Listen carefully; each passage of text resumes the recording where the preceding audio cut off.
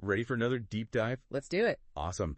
Today, we're tackling something that I think is super relevant to, well, pretty much everyone. Yeah, definitely a universal topic for sure. Stress. We're going deep on stress management today. Ooh, I like it. Much needed, especially these days, it seems. Right. Feels like everyone's buzzing around with their stress levels through the roof. Totally. So we're going to crack open this text. It's called Coping with Stress in a Busy World. Catchy title. Right. And hopefully it'll give us some actual, usable strategies. Because I think we're all kind of tired of just being told to, take a bubble bath and light a candle. Haha, yeah. The bubble bath solution doesn't always cut it. Not always. Sometimes you need a little more.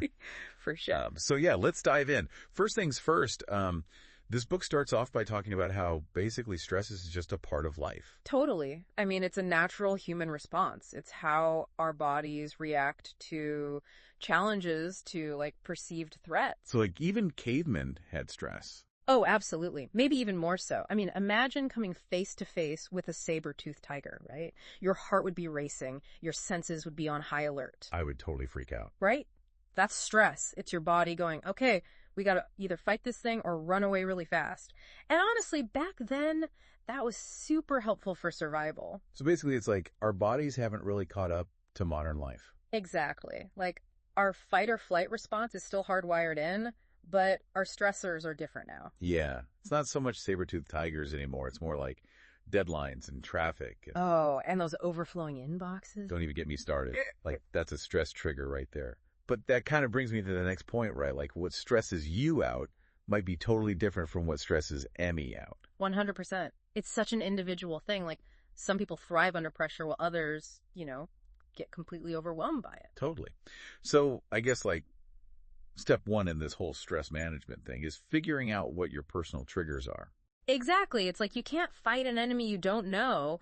You got to identify those stressors so you can start, figuring out how to deal with them. So self-awareness is key. Absolutely. Knowing yourself, knowing what pushes your buttons, that's huge. Okay. So once you've identified those stress triggers, yeah, what's next? Well, that's where the Coping with Stress book really shines because it lays out a whole bunch of different strategies. Okay, so spill the beans. What are some of these magical stress-busting techniques? Well, one that gets mentioned a lot is exercise. And for good reason. It does wonders for stress. Okay, but is it really more than just, feeling good after a workout? Oh, it goes way deeper than that. When you exercise, your body releases endorphins, which have mood-boosting effects. It's like natural happy pills. But it also helps regulate cortisol, which is the stress hormone. Interesting. So it's literally changing your brain chemistry. Exactly. And you don't even need to, run a marathon to get these benefits. Even a brisk walk can make a difference. See, I knew there was a reason I always feel better after a walk. There you go. Your body's thanking you for it. All right, so exercise, got it. What else? All right, well, this one gets a lot of hype, and honestly, I was a bit skeptical at first, but mindfulness and meditation. Yeah, that's one I struggle with. The idea of clearing your mind just seems impossible. My brain never shuts off. I hear you, but honestly, that's kind of the point. Mindfulness isn't about stopping your thoughts. It's about, becoming aware of them without judgment. So, instead of getting swept away by all those thoughts, you're just kind of observing them. Exactly. It's like taking a step back and just noticing them, without getting all tangled up in them. Even just focusing on your breath for a few minutes, really paying attention to the sensations of breathing. Okay, that I can maybe do. Right. And when you notice your mind wandering, which it will, you just gently bring it back to your breath. It's like a mental workout, building those mental muscles to handle stress better. So it's like training your mind, not just zoning out. Exactly. And there are some great apps out there that can guide you through mindfulness exercises too. It can be super helpful. Cool. Might have to check those out. Definitely. All right. Now this next one might seem obvious, but it's so important. Connecting with others. Yeah, like friends and family. Exactly. Having a good support system, people you can talk to, vent to, just share your experiences with, it makes a huge difference. Oh, 100%. Sometimes just talking about a stressful situation can make it feel so much lighter, like you're letting off some steam. Right. It's like having an emotional pressure valve. Yeah. And just knowing that you're not alone, that someone's there to listen, to offer support, that can be incredibly powerful. Totally. Okay, so exercise, mindfulness, connecting with others. Any other practical tips? Let's see. Oh, this one is a biggie, especially in our always on world. time management. Ooh, time management. Okay, so that makes sense. But how does that actually help with stress? Well, think about it. When you're feeling overwhelmed, chances are it's because you have a million things on your plate and you're not sure how to tackle them all. True. I definitely feel that way sometimes. Like, where do I even begin? Right. So time management is about taking control. It's about prioritizing your tasks, setting realistic goals, breaking things down into smaller, more manageable steps. So it's not just about like being super organized and color coding your calendar. Well, that can help some people, but really it's about finding a system that works for you. Like maybe it's using a to-do list app, or blocking out specific times for focused work, or even just learning to say no to things that you don't have the bandwidth for.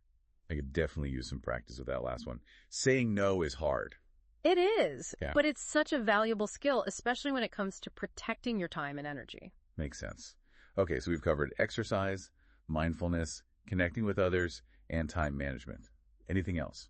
Well, there's one more thing that's really important to mention, and that's seeking professional help when you need it. Yeah, like going to therapy. Exactly. There's absolutely no shame in seeking support from a therapist or counselor, especially if you're dealing with chronic or overwhelming stress. Right, it's like they're the experts on stress management. They can help you figure out what's going on and give you personalized tools to cope. Exactly. They can help you develop coping strategies that are tailored to your specific situation, your specific needs. Got it. So it sounds like there are actually a lot of things you can do to manage stress. Absolutely. You have more power than you think. The key is finding what works for you. I love that. It's not one size fits all. It's about building your own personalized stress-busting toolkit. Exactly. And remember, it's a journey, not a destination. There will be ups and downs, but with the right tools and support, you can definitely navigate those stressful times more effectively. Amazing. All right, so I guess the big takeaway for everyone listening is stress is normal, you're not alone, and you have the power to manage it. Couldn't have said it better myself. So I have a challenge for everyone this week. Pick one of the strategies we talked about. Exercise, mindfulness, connecting with someone you trust, time management, whatever resonates with you, and try it out, even just for a few minutes each day. I love it. Make it a little experiment. Exactly. See how it impacts your stress levels? You might be surprised at the difference even small changes can make. Totally. All right, everyone. Until next time, take care of yourselves. See you next time. Bye.